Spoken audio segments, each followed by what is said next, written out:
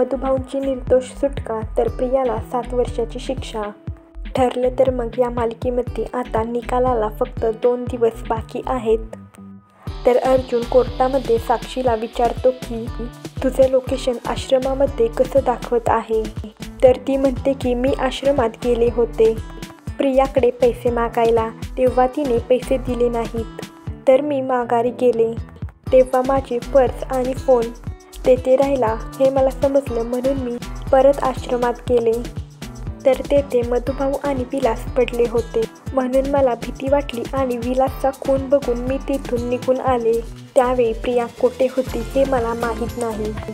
तर अर्जुन आता प्रियाला प्रश्न विचारतो की विलासचा खून तूच केला आहेस आणि तू मधुभाऊंना मारण्याचा प्रयत्नसुद्धा केला होतास। अर्जुन खूप जोरजोरात तिला विचारत असतो की तू हे कबूल कर।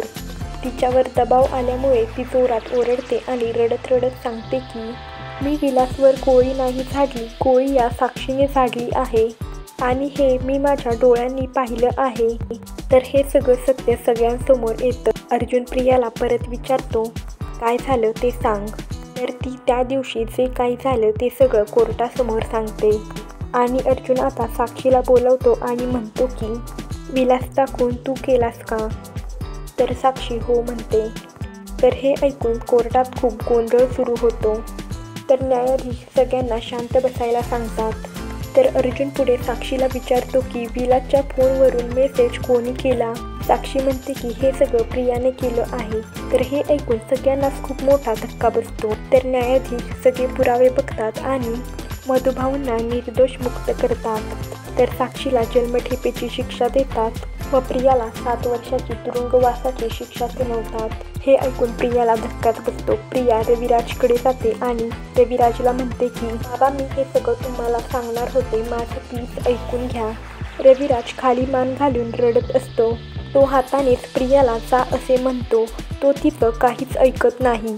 नंतर प्रिया मधुभाऊंकडे जाते आणि त्यांचे पाय धरते व माफ करा असं म्हणते, पण मधुभाऊ तिच्याकडे पाहत सुद्धा नाही। निकाल लागला म्हणून सगळे खूप खुश असतात। तर प्रियाचा खोटेपणा सगळ्यांसमोर आल्यामुळे आता अस्मिता सुद्धा सायलीच्या बाजूने जाते आणि तिचं अभिनंदन करते। सगळे सुभेदार फॅमिली खूप खुश असतात। तर हा भाग आपल्याला लवकरच मालिकेमध्ये पाहायला मिळणार आहे।